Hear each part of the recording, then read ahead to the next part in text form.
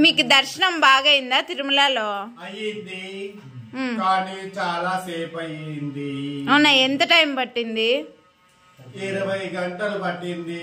దగ్గర చాలా దూరం నడుచుకుంటా పోయాము. పొద్దున్నే గుండు చేపించుకున్నాము.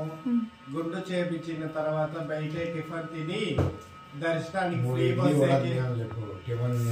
3 ఇడ్లీ 1 వడ చట్నీ సాంబార్ తిన్నాము. 50 రూపాయలు తీసుకున్నాడు. దాని తర్వాత కొద్ది దూరం నడుచుకొని నేను నాన్న చిన్న ఫ్రీ బస్ ఎక్కాము.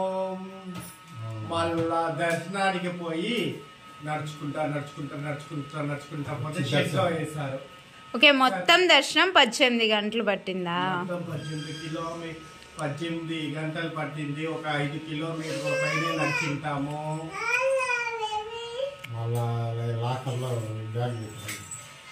లాకర్లో సెల్లు ఫోన్ కంపల్సరీగా పెట్టాలి.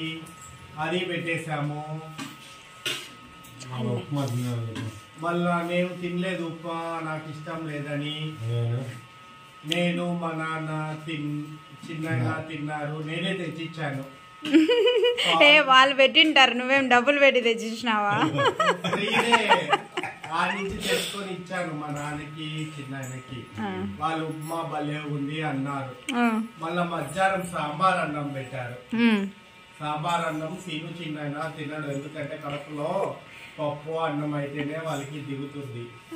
మా అమ్మ ల్యాండ్ ఫోన్ చేసినాను. అప్పుడు మా తమ్ముడు